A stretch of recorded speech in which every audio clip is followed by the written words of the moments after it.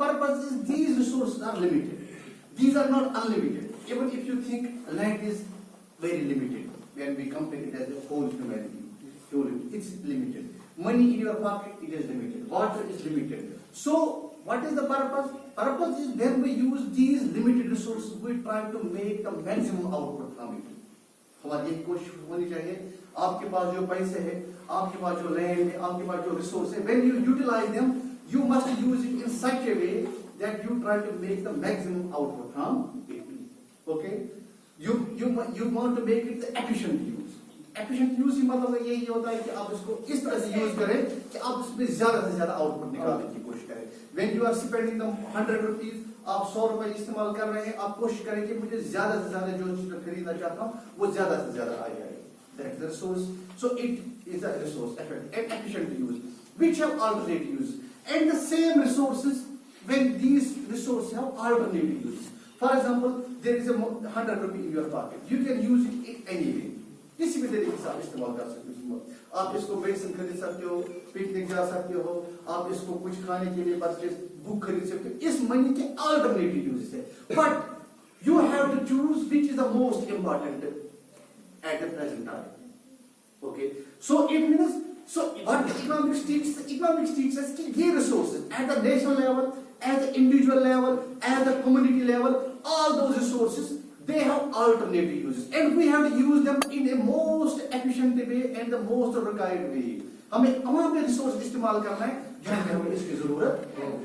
तो इसीलिए हम इकोनॉमिक्स में प्लानिंग करते हैं. आपने पढ़ा होगा इंडियन इकोनॉमिक प्लानिंग में पढ़ते ना प्लानिंग. हम plan, first plan, second 5 year plan, first year plan, second year plan पढ़ते ना planning. So that is why in economics we are dealing with the planning. हम प्लान करते हैं, हम बजट पढ़ते हैं ना. बजट वो क्या है, उसमें भी हम यही चीज लगा देते हैं कि हमें क्या रिसोर्सेज है, हमारे क्या एक्सपेंडिचर है, हमारे क्या रेवेन्यूज है, उसको हम इसी तरह से, हमारे घर में बजट होता है हम इसमें. सो इकोनॉमिक्स बेसिकली क्या है कि it teaches us how to make the efficient and effective use of resources. और रिसोर्स कुछ भी हो सकते हैं, मैंने आपको बता दिया, कुछ भी हो सकता है resource. For example high time, इस टाइम का भी अल्टरनेटिव यूज है. For example you are sitting here, I am teaching you, you are getting some knowledge, etc. But this time is also अगर यहाँ नहीं होते, आप बाहर होते, किसी और जगह होते. Now it is up to you, आप इस टाइम को किस तरह से यूज करना चाहते हो. So time is also resource. So this time is also alternative use. Okay, this time is also alternative use. Or you in this time is alternative, the rationality, the good thing is that you must try to use it in the most efficient way. That is it. Okay. अब when we say, अब economics में समझ में आया what the economics is all about. Yes, sir. Okay. Okay. This is the definition of it. But in economics there are many parts. One part is microeconomics. One part is macroeconomics. Another part is growth and development. Another part is international trade. Another part is public economics. Another part is econometrics. There are many environmental economics, etc. लेकिन आपको उसके साथ कुछ नहीं करना है. Micro economics के साथ वगैरह इकोनॉमिक्स, आपका कंसर्न जो है, आपको अगर कल एग्जाम देना है कहीं पे बाहर वगैरह वगैरह, आपसे जो कुछ भी पूछा जाएगा वो मैक्रो इकोनॉमिक्स में पूछा जाएगा. ओके. अब ये मैक्रो इकोनॉमिक्स क्या है, हमें इसके साथ macro, when we try to define the macro, it is actually, macro means something big, okay, large. जब हम कोई चीज, कोई डिस्टर्बेंस क्या होगा, क्या है इकोनॉमिक्स की न्यूज वहां पे होती है. आपने सुना होगा वहां पे जीडीपी, आपने देखा होगा जीएनपी, आपने सुना होगा जीएसटी, आपने सुना होगा टैक्स, आपने सुना होगा प्राइस लेवल, आपने सुना होगा ग्रोथ कितनी रेट होगी, इकोनॉमिक ग्रोथ रेट, आपने सुनी होगी इन्फ्लेशन, आपने सुनी होगी अनएम्प्लॉयमेंट, आपने सुनी होगी ये सारी चीजें, फिजिकल पॉलिसी, मॉनेटरी पॉलिसी. कतई तौर समझ में नहीं आएगा एक लेमैन को जिसको इकोनॉमिक्स पता नहीं. आप कितना भी पढ़ो, आप कितना भी ग्रेजुएशन करो किसी सब्जेक्ट में वगैरह वगैरह, लेकिन these terminology, these are something different. आप इनके तह तक नहीं जा सकते. You can not go down to these lines, you can not understand. अब you can understand there is inflation rate is 5%, unemployment rate is 10%, but you will get it, but you will not understand it in a most depth way until and unless you do not know the basics of economics. Okay. इस macro economics में हम क्या पढ़ते हैं, जहां पे हम पढ़ते हैं ग्रॉस डोमेस्टिक प्रोडक्ट, यहाँ पे हम पढ़ते हैं GNP, ओके, यहाँ पे हम दोनों को मिलाकर हम पढ़ते हैं नेशनल इनकम, ओके, हम इसी में पढ़ते हैं इन्फ्लेशन क्या होता है, हम यहाँ पढ़ते हैं डेफिनेशन क्या होता है, ओके, हम यहाँ पे पढ़ते हैं for example growth and development क्या होता है, इकोनॉमिक ग्रोथ क्या होती है, इकोनॉमिक डेवलपमेंट क्या होती है, हम इसी में पढ़ते हैं फॉर एग्जांपल फिजिकल पॉलिसी क्या होती है, ओके, हम पढ़ते हैं मॉनेटरी पॉलिसी क्या होती है, इंपॉर्टेंट थिंग्स, हम इसी में पढ़ते हैं फॉर एग्जांपल ये जो है टैक्स, इनकम टैक्स वगैरह क्या होता है, हम यहाँ पे पढ़ते हैं अनएम्प्लॉयमेंट क्या है, अनएम्प्लॉयमेंट क्या रीजन क्या है वगैरह, टैक्सेशन आया ना भाई, वो भी आया ना government tax, yes sir, why is the function of some inputs, okay, जब भी हम किसी भी चीज जो है कोई भी चीज प्रोड्यूस करने की कोशिश करते हैं, कोई भी चीज बनाते हैं, it depends upon some inputs, यानी इनकम जो कोई भी हम हमारी फॉर एग्जांपल हमारे पास पीस ऑफ लैंड है, हमारे पास कोई चीज है, बिजनेस है वगैरह वगैरह, वहां पे आउटपुट तभी निकलेगा इट दिस इनकम, आपकी income it depends on some inputs, जब तक हम कोई इनपुट यूज नहीं करेंगे तो हमारी इनकम नहीं बनेगी, नेचुरल से बात है, सो every output depends upon the income, input, आप बीमार हैं when you until and unless आप मेडिसिन नहीं लेंगे, इनपुट आप सेहतमंद नहीं होंगे, so output actually depends upon some inputs, so if our income depends upon the inputs, what is the inputs, okay, हम देखेंगे inputs, why is the function of income is the function of input, क्या क्या होते हैं हमारे पास, यानी कि factors of production, किन चीजों से हम कोई चीज बनाते हैं, नॉर्मली हम देखते हैं हमारे पास लेबर होता है, क्या लेबर मजदूर होता है, हमारे पास कैपिटल होता है, मशीनरी होती है, ओके, हमारे पास एंटरप्रेन्योर होता है, बिजनेसमैन होता है, ठीक है, ओके, हमारे पास लैंड होती है, these are some inputs, okay, so basically if the income of a single person, if a single income of a single person depends upon some inputs and everybody has different inputs. Some people have land, some people have labor also, some people have cars also, vehicles also, some people have business also, वगैरह वगैरह. So the people having more inputs, they have more outputs. yes sir, सीधी सी बात है. A person, for example, a person is himself a teacher, but the same person has a very large land. The same person has, for example, many labor force as well. A person has the same there, he has many tippers, he has a JCB, वगैरह, he has a machinery. So ultimately his income will be large because his inputs are large. Common sense की बात है. So when the income of a person depends upon some inputs, so income is dependent, these are independent. So if we want to increase the income, we have to increase the inputs. Okay, this is the case of one person. Okay. But when we say about the income of a country, this is a micro level, this is at a short level. मैं आपको छोटी level पे समझा रहा हूँ, समझ लो, एक घर की इनकम नहीं बता रहा हूँ, मैंने आपको पता है, मैं आपको बेसिक से बताऊंगा, मैं आपको डायरेक्टली मैक्रो तक ले सकता था, लेकिन अगर एक इंसान की हमारी इनकम, घर की इनकम डिपेंड होती है, तो एक कंट्री की क्या है, मैक्रो लेवल पे, बड़ी लेवल पे क्या होगी, income of a country also depends on these things. A country having a more land, that's more area, means more income.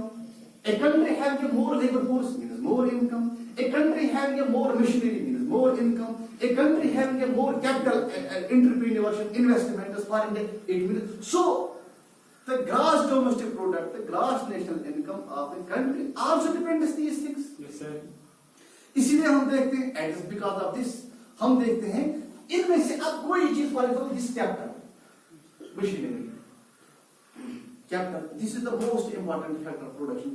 Machinery हम किसको क्यों बोलते हैं इसको? Because it has the capacity to produce anything faster than other things. yes sir, So a country which is more capitalistic, a country which is more, which has a more technology, more machinery, it means more advanced, its output is more. So that is why we see the Western countries that have the more machinery, that have the more output. So that's why they are rich. yes sir, है ना, common sense की बात है ना. So every country has the different GDP, gross domestic product and gross, because they have the different sources of production. Common sense की बात. Okay, अब यहां पे समझ में आ गया आपको. Yes, sir. ओके। अब यहाँ पे अब हमें बता, आप समझ में आ गई हमारी कि जीडीपी जो है, ग्रॉस डोमेस्टिक प्रोडक्ट जो है, इट डिपेंड्स दिस थिंग्स। अब ये ग्रॉस डोमेस्टिक प्रोडक्ट क्या है? ग्रॉस डोमेस्टिक प्रोडक्ट क्या है? Resource in country. ओके, ये these are two things, but ultimately they lead to gross domestic product. Yes, sir. Domestic money. जब हम देखो ग्रॉस डोमेस्टिक प्रोडक्ट मींस पहले यानी कि जो कोई भी चीज हमारी कंट्री में बनती है, पहले ये समझो आप, जो कोई भी हम कैसे कैलकुलेट करते हैं, how do we calculate the GDP of the country? How can we reach this country has this level of national income, this country has this level of national income, and on the basis of that we compare two countries, then we say the national income of this country is low, the national income of this country is high, so this is poor country, this is rich country. We compare the countries on the basis of GDP. Okay, we also compare the countries on the basis of per capita income. Yes, sir.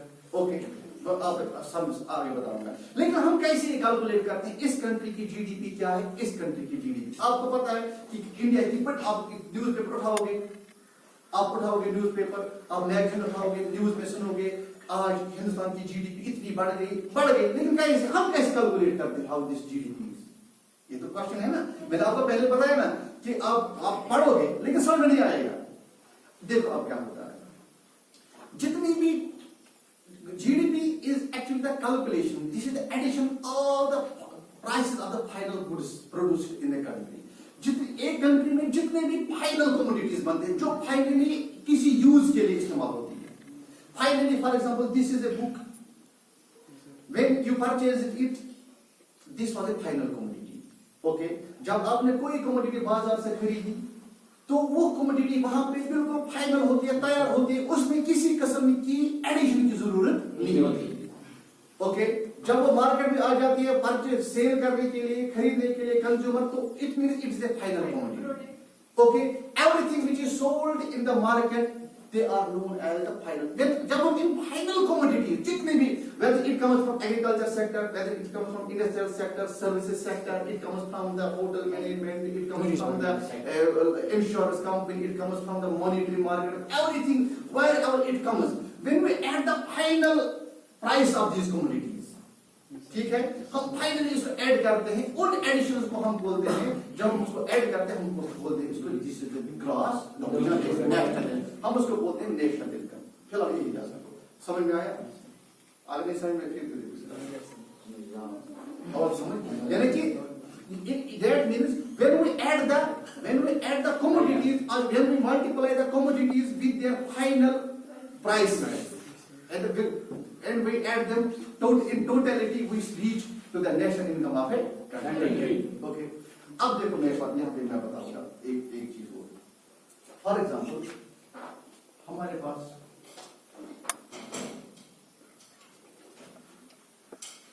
अब final product को हम क्यों compare करते हैं? For example मैं आपको बता दूं कि 1 kg rice, 1 kg wheat, okay, मैं आपको समझाऊं, 1 kg wheat, फॉर एग्जाम्पल इसकी प्राइस है 10 रुपीज, ये आप समझ लेना, ठीक है ना? एक जिम्मेदार ने ये 1 kg wheat जो है ये भेजी, इसने भेजी फॉर एग्जाम्पल दूसरे आदमी यानी कि फ्लोर मिल को, जो जहां पे इसको आटा बनाते हैं, इसने 10 रुपए में खरीदा। अब इसने इसको इस बीट को चेंज किया किसमें? फ्लोर में। अब ये इसमें अपना प्राइस ऐड करेगा, ओके, इसने इसमें ऐड किया अपना प्राइस 10, एक तो हो गया इनपुट जिसने खरीदा, तो इसने अपने में हम लगाई 5 रुपीज। अब इसको ये बेचना है, ये कितने में बेचेगा? 50 रुपीज, ओके, 50 रुपीज, ओके, इसने 50 रुपीज में बेचा, ओके। अब ये आ गया तीसरे दुकान के पास, फॉर एग्जांपल ये आया गांधरस, क्या सोना गांधरस ने आया, उसने इसका केक बनाया, क्या बनाया? केक। उसने 15 रुपए में ये 1 kg वीट खरीदा, उसने इसका केक बनाया, ओके, उसने इसमें 15 में और 10 ऐड किए, इसने उसमें फॉर एग्जांपल चीनी लगाया, इसने उसमें अंडे लगाए, घी लगाया, वगैरह वगैरह बहुत सारी चीजें लगाई, इसने उसमें और अपना लेबर भरा, उसने 10 रुपए और ऐड किए, ये कितने की बन गया 25 रुपए। अब इसने फाइनली केक बनाया, केक बना के इसने दूसरे को दे दिया, डीलर को दे दिया, डीलर ने उसको एक लिफाफे में पे किया वगैरह वगैरह, और यहाँ पे उसको उसने यहाँ पे किया, तो उसने खरीदा 25 में 25 में खरीदा, और इसने 5 अपने ऐड किए, कितना हो गया 30, और प्लस इसने गवर्नमेंट ने जब देखा इसको 30 रुपए प्लस 1 रुपए टैक्स लगा, क्या लगा टैक्स। ओके, तो अब फाइनली जब आप में से कोई गया, मेहनत गई, खुशी गई, एक शीशी गई, इसने 31 रुपए में खरीदे, कितने रुपए में खरीदा 31। लेकिन इस कमोडिटी को फाइनली किस प्राइस पे खरीदा गया, इस पर फाइनल प्राइस पे काउंट करें। क्यों करेंगे फाइनल प्राइस पे काउंट? नो, इसको हम, क्योंकि इसमें ऑलरेडी ये इनपुट प्राइसेस इंक्लूड है। आपको समझ में आ गई?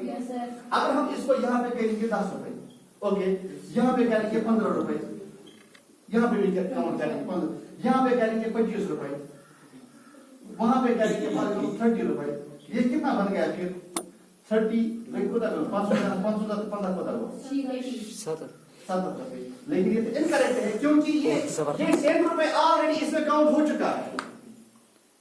यस सर, ये 15 रुपए ऑलरेडी इसमें काउंट हो चुका है। अगर हम ये 15 रुपए यहाँ भी काउंट, अगर ये 10 रुपए यहाँ पे भी काउंट करेंगे, लेकिन इस 15 में भी ऑलरेडी काउंट हो गया है, यहाँ पे क्या हो जाएगी ये डबल काउंटिंग।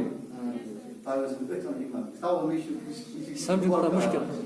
जब हमने फाइनली ये किसी से खरीदा 600 रुपए में, उसने ऑलरेडी पेमेंट इसकी स्टेज वाइज की है, एक डीलर को भी दिया है, बनाने वाले को भी, कपड़े वाले को भी, कलर करने वाले को उसने दिया है, इसलिए हमें वो काउंट, अगर वो हम काउंट करेंगे ये डबल काउंटिंग हो जाएगी। क्या हो जाएगी? हमें क्या है, हमें एक बार काउंट करना है हर एक चीज को।